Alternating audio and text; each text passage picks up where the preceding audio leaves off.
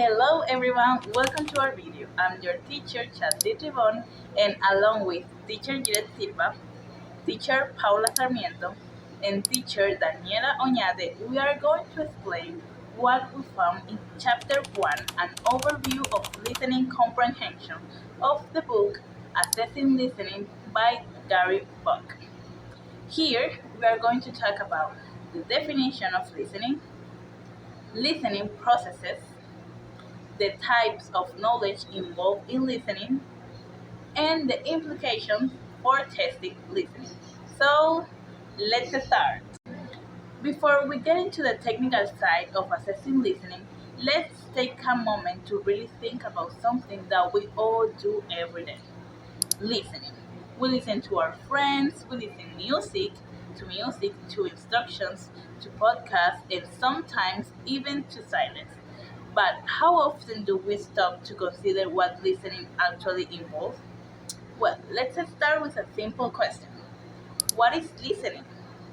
Many people think that listening is just hearing sounds or words, but it's actually much more than that. According to Buck, listening is an active process of interpreting a spoken language. It involves paying attention, making sense of what is being said, and using our knowledge and experience to understand the message.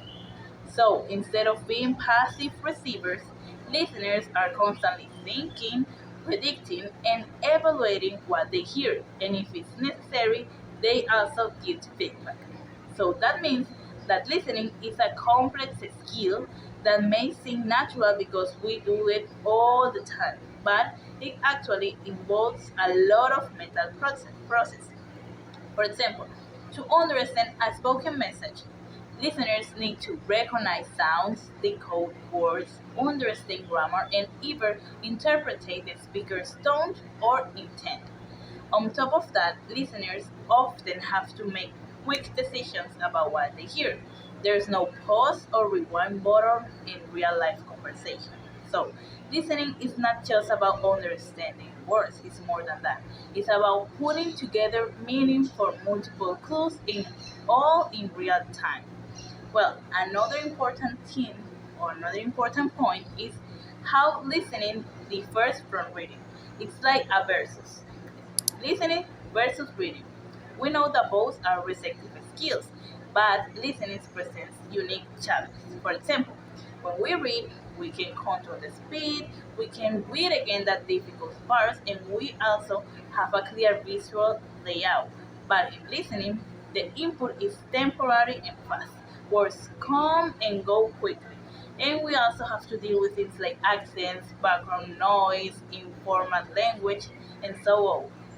But in spoken language is full of interruptions, incomplete sentences, which makes listening more unpredictable and harder to process. So this is a process that is not a simple task. It's a dynamic, mentally demanding process that relies on our ability to understand context and intention. And unlike reading, listening happens in real time with no chance to pause or look back. Hello, guys. I'm your teacher, Paula, and let's keep learning about the chapter 1 of the book Assessing Listening. So, listening might seem simple. We hear sounds, we understand them, and we respond. But in reality, listening is a complex process that involves many types of knowledge working together in real time.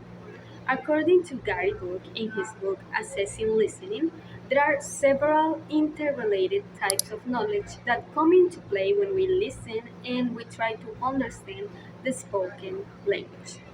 The first one will be the linguistic knowledge. This refers to the basic knowledge of the language itself, and it includes phonology, which is the understanding of sounds, intonation, and stress patterns, the lexicon, or the knowledge of vocabulary and word meanings, the syntax, or the knowledge of grammar and sentence structure, and the discourse structure, which is the knowledge of how ideas are organized in spoken text. This knowledge allows the listener to decode the language signal and recognize words and the grammatical forms. So now let's keep on with the non-linguistic knowledge, the second one. It is also called world knowledge or background knowledge. This includes knowledge of the world, the experiences, and the context in which the language is used. For example, the cultural norms, the topic familiarity, the situational context, or the speaker intentions and assumptions. This type of knowledge guides expectations and helps fill in gaps, particularly when the input may be ambiguous, noisy, or too fast. The third one is the strategic knowledge. This refers to the mental strategies that listeners use to facilitate comprehension, such as predicting what will be said next, inferring the meaning from the context, using partial understanding to get the main idea, or repairing misunderstanding. Strategic knowledge allows listeners to be active participants, using cues and applying strategies to conserve meaning despite the incomplete information that may be given. The fourth one is the pragmatic knowledge. This is understanding how language is used in social contexts, including the interpretation of the tone and the intention, or recognizing speech acts. For example, if it's a request or a warning, or understanding the politeness, the irony, or the sarcasm. It helps the listener to infer what speakers mean beyond the literal words. The fifth one is the textual knowledge. This includes knowledge of how spoken texts are constructed. So, for example, the familiar formats of speech, interviews, or conversations, and also the use of cohesion and coherence in the spoken discourse. This helps in organizing and anticipating information within the listening test. And the last one is the social linguistic knowledge. This involves understanding the regional accents or the dialects, the formal and the informal language use, or the age, gender, and the status differences that are reflected in the speech. This knowledge helps decode language as used by different groups or in various social settings. And well, that would be it for the types of knowledge. So the next time you're listening, remember, it is not just your ears working, it's your brain connecting the linguistic, strategic, pragmatic, and cultural dots to make meaning. Hi guys, this is teacher Jhyreth, and now let's continue with the listening process. There are two main processes for the different types of knowledge involved in listening comprehension that are applied. So the first one is bottom-up processing. In this process, take place in one way, in a definite order, starting with the lowest level of details and moving up to the highest. So in this process, is decoding the message from sound to meaning, starting with phonemes, where it's about identifying the sound segment, right, to individual words, to then analyze its literal meaning and adjust it to their context. People in this process use language comprehension as a direct passing through a number of consecutive stages. However, there's some debate with this view since the listening comprehension isn't always a phase sequence but can occur simultaneously with the person and the knowledge of their context. And precisely this concept is what supports the second process. The second process is top-down processing. In this process is use a background knowledge and context to predict and interpret what is heard. For example, if we say she forgot to set her alarm last night, so this morning she woke up blank. What happened here? Keywords like alarm and wake up makes to the listener to predict that at the end of the sentence the right word would be late. Now, listening comprehension is a top-down process in the sense that the different types of knowledge apply in the process like phonological, syntactic, or semantic that we previously heard can work simultaneously or in any order, ending in an interactive process for the understanding of a language depending always on the listener situation. As a final words, we can affirm that effective listening involves a combination of both processes, of course, depending on the situation and the listener goals. In this video, we have laid the groundwork for understanding the concept of listening. To summarize, listening involves taking auditory information or the acoustic signal and interpreting it using a broad range of knowledge and information for a specific communicative goal.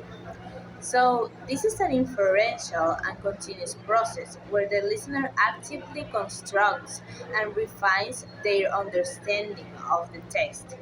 This is based on the information they deem relevant in the moment. But creating effective listening tests requires recognizing and listening comprehension that goes beyond decoding language. For this, the meaning is not simply extracted from the text, it is actively constructed by the listener through inference and hypothesis generation.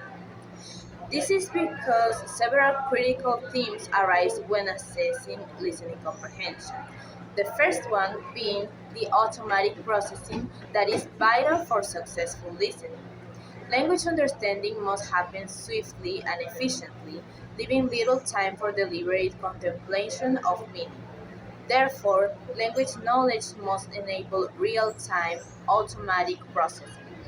The second topic is the listening comprehension that is influenced by the listener's accumulated knowledge or prior experiences, also emotions, intentions, personality, and intelligence.